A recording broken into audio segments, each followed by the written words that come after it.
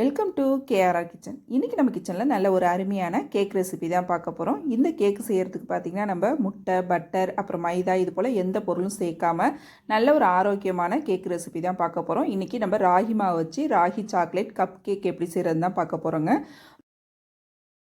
இந்த கேக்கு வேக வச்சு எடுக்கிறதுக்கு பார்த்திங்கன்னா நமக்கு அவன்லாம் தேவைப்படாது. வீட்டில் இருக்கக்கூடிய இட்லி பாத்திரமே போதும். ரொம்ப எளிமையாக ரொம்ப சூப்பராக செஞ்சிடலாம்.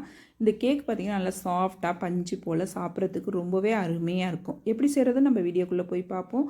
அதுக்கு முன்னாடி நம்ம சேனலில் இப்போ தான் ஃபஸ்ட் டைம் பார்க்குறீங்கன்னா சப்ஸ்கிரைப் பண்ணி வச்சுக்கோங்க. கூடவே பெல் சிம்பிள் ப்ரெஸ் பண்ணி ஆளுங்கிற ஆப்ஷனையும் ப்ரெஸ் பண்ணி வச்சுக்கோங்க. அப்போ தான் நான் போடுற வீடியோஸ் எல்லாம் உங்களுக்கு தொடர்ந்து நோட்டிஃபிகேஷனில் ஒன்றுக்கு ஒன்றே கிடச்சிக்கிட்டு இருக்கும். இப்போ வாங்க இந்த ராகி கப் கேக் எப்படி செய்கிறதுன்னு பார்த்துடலாம்.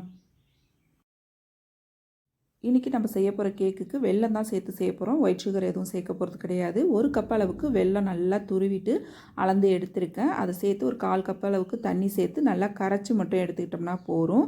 இப்போ ஒரு இட்லி பாத்திரத்தில் தண்ணி ஊற்றி வச்சுருக்கேன். இது நல்லா சூடாகட்டும். அதுக்கு இடையில் நம்ம மாவு கலந்து எடுத்துக்குவோம் கேக்குக்கு.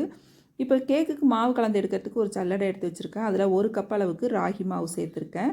வெல்லம் எந்த கப்பில் அளந்தீங்களோ அதே கப்பால் எடுத்துக்கங்க. எல்லாமே ஒரே கப்பால் மெஷர்மெண்ட் அளந்துக்குங்க. 1 கப்பு ராகி மாவு, 1 கப்பு கோதுமை மாவு, 1 டீஸ்பூன் அளவுக்கு பேக்கிங் பவுடர், 1/2 டீஸ்பூன் அளவுக்கு பேக்கிங் சோடா, 3 டேபிள் ஸ்பூன் அளவுக்கு பார்த்திங்கன்னா கொக்கோ பவுடர் சேர்த்துருக்கேன். ஒரு பிஞ்ச் அளவுக்கு உப்பு சேர்த்துக்குங்க. இப்போ இந்த மாவு எல்லாத்தையும் நல்லா சலித்து எடுத்துக்குவோம். இப்போ மாவு சலித்து எடுத்துக்கிட்டேன். இது ஒரு ஓரமாக இருக்கட்டும். இப்போ நம்ம கரைச்சி வச்சுருக்க அந்த வெள்ளை தண்ணியை நல்லா ஒரு மிக்சிங் பவுலில் வடிகட்டிட்டு சேர்த்துக்குங்க. வெள்ளத்தில் தூசு மண்ணெல்லாம் இருக்கும், அதனால தான் வடிகட்டி சேர்த்துக்கிறோம். இது கூடவே 1/2 கப் அளவுக்கு எண்ணெய் சேர்த்துக்கிறேன். வாசனை இல்லாத எந்த எண்ணெயாக இருந்தாலும் நீங்கள் சேர்த்துக்கலாம். அப்புறம் இது கூடவே ஒரு 1/2 கப் அளவுக்கு தயிர் சேர்த்துக்கிறேன். 1 டீஸ்பூன் அளவுக்கு வெண்ணிலா எசன்ஸ் சேர்த்து நல்லா கலந்து விட்டுருங்க. அந்த எண்ணெய் தயிர் எல்லாம் நல்லா ஒத்தாப்பில் ஒன்று கலந்து வரணும். நல்லா இந்த அளவுக்கு கலந்து எடுத்துக்கிட்டதுக்கு அப்புறம் நம்ம சலிச்சு வச்சுருக்க மாவும் இதில் சேர்த்து நல்லா கலந்து எடுத்துக்குங்க. விஸ்கு வச்சு கலந்தோம் அப்படின்னாக்கா நமக்கு கட்டிகள்லாம் இல்லாமல் கலக்கிறதுக்கு ரொம்ப ஈஸியாக இருக்கும். இது நல்லா ஒத்தாப்பில் கலந்து எடுத்துக்குங்க.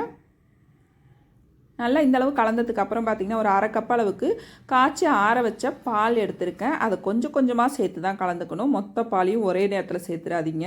இதே போல் கொஞ்சம் கொஞ்சமாக சேர்த்து கலந்து எடுத்துக்குங்க. இது இன்னுமே திக்காக இருக்குது. இன்னும் கொஞ்சம் பால் சேர்த்துக்கிறேன். இதே போல் கொஞ்சம் கொஞ்சமாக சேர்த்து எல்லா பாலுமே நான் சேர்த்துட்டேன். 1/2 கப் அளவுக்கு பால் சரியான அளவாக இருக்குது. இப்போ மாவோட பக்குவம் பார்த்தா உங்களுக்கு தெரியும். இந்த அளவுக்கு கலந்து எடுக்கணும். எடுத்து ஊற்றணும் அப்படின்னாக்கா நமக்கு மடிப்பாக விழுது பாருங்கள். இந்த பக்குவத்துக்கு கலந்து எடுத்துக்கிட்டிங்கன்னா உங்களுக்கு கேக் நல்லா சாஃப்டாக கிடைக்கும்.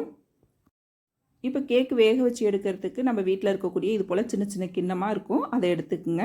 இதில் கொஞ்சமாக எண்ணெய் விட்டு எல்லா கிண்ணத்துலேயும் நம்ம அப்ளை பண்ணிக்குவோம். கிண்ணத்தில் பார்த்திங்கன்னா எல்லா பக்கமும் எண்ணெய் படுற மாதிரி தடவிக்குங்க. அப்போ தான் கேக்கு நமக்கு ஒட்டாமல் வரும். நல்லா கொஞ்சம் தாராளமாகவே எண்ணெயை தடவி எடுத்துக்குங்க. ஓரங்கள் நடுவில் எங்கே பார்த்தாலும் எண்ணெய் படுற மாதிரி நல்லா எல்லாத்தையும் தடவி எடுத்துப்போம். இப்போ மாவு நம்ம ஊற்ற போகிறதுக்கு முன்னாடி நல்லா ஒரு தடவை கலந்து விட்டுக்குங்க. இப்போ இந்த எல்லா கிண்ணத்துலேயும் பார்த்தீங்கன்னா நீங்கள் 1/2 கப் அளவு தான் மாவு ஊற்றணும். ஏன்னா நமக்கு வெந்ததுக்கு அப்புறம் பார்த்தீங்கன்னா நல்லா பொங்கி வரும், உப்பி வரும் வெந்ததுக்கு அப்புறம். அதனால் 1/2 கப்பு மட்டும் ஊற்றுங்க, ஃபுல்லாக ஊற்றிடாதீங்க. இப்போ எல்லா கிண்ணத்துலேயும் பார்த்தீங்கன்னா இதே போல் ஊற்றிக்கிறேன்.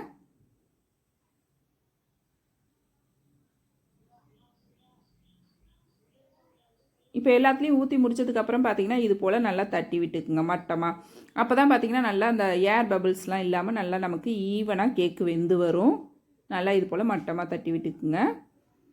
இப்போ எல்லாத்தையும் ரெடி பண்ணி எடுத்துக்கிட்டு நம்ம இட்லி பாத்திரத்தில் வேக வச்சுக்குவோம். தண்ணி பார்த்திங்கன்னா நல்லா சூடு வந்துடுச்சு. நல்லா இட்லி குழியில் வந்து இது போல் பாத்திரத்தில் ஒரு கப்பாக நம்ம எடுத்து வச்சுக்குவோம். ஒரு 10லேருந்து ஒரு 15 நிமிஷம் இருந்தால் போருங்க. சீக்கிரமாகவே வெந்து வந்துடும் இந்த கேக்கு. ரொம்ப ஈஸியாக குயிக்காக செஞ்சிடலாம். இப்போ எல்லாத்தையும் அடுக்குனதுக்கு அப்புறம் பார்த்திங்கன்னா மேலாப்பில் இதில் நான் கொஞ்சம் நட்ஸு கட் பண்ணி வச்சுருக்கேன். அதை தூவி விட்டுக்கிறேன். இது வந்து விருப்பம், உங்களுக்கு விருப்பம் இருந்தால் சேர்த்துக்குங்க, அப்படி இல்லைன்னா தேவையில்லை. நல்லா இது போல் பாதாமும் பிஸ்தாவும் துருவி வச்சுருக்கேன். அதை மேலாப்பில் தூவிக்கிறேன். தூவிட்டு இப்போ இட்லி பாத்திரம் மூடி போட்டு நல்லா ஒரு 10 நிமிஷத்துக்கு வேக வச்சு எடுத்துக்குவோம். 10லேருந்து ஒரு 15 நிமிஷம், அதுக்கு மேலே ஆகாது. ரொம்ப குயிக்காக இது வெந்து வந்துடும். இப்போ இது வேகட்டும், வெந்ததுக்கப்புறம் காட்டுறேன். இப்போ பாருங்கள் கேக்கு வந்து நல்லா உப்பி வந்திருக்கு பாருங்கள். உங்களுக்கு பார்க்கும் போதே தெரியும் ரொம்ப அருமையாக சூப்பராக ரெடியாகி வந்திருக்கு பாருங்கள். இப்போ இது போல் ஒரு ஸ்டிக் வச்சு நீங்கள் குத்தி பாருங்கள் கடைசி வரைக்கும். அதில் கேக்கு ஒட்டாமல் வரணும். இதுதான் கேக்கு வெந்துட்டுங்கிற பக்குவம். இந்த அளவுக்கு வேக வச்சு எடுத்துக்கணும். நீங்கள் எடுக்கிற கிண்ணத்தை பொறுத்து அது வெந்து வரும். பெரிய கிண்ணமாக எடுத்திங்கன்னா கொஞ்சம் டைம் எடுக்கும். இது போல் சின்ன சின்ன கிண்ணத்தில் வச்சோம் அப்படின்னாக்கா ஒரு 10 நிமிஷத்தில் வெந்து வந்துடும். இப்போ எல்லா கேக்கும் எடுத்து ஒரு பாத்திரத்தில் மாற்றி வச்சுருக்கேன். இது வந்து கொஞ்சம் கூட சூடு இல்லாமல் நல்லா ஆற வச்சு எடுத்துக்குங்க. அதுக்கப்புறம் பார்த்தீங்கன்னா நீங்கள் கவுத்தாலே தன்னால் ஆட்டோமேட்டிக்காக அது வந்துடும். கிண்ணத்தில் ஒட்டாது. இப்படி கவுத்தோம் அப்படின்னாலே அழகாக ஈஸியாக எடுக்க வந்துடும்.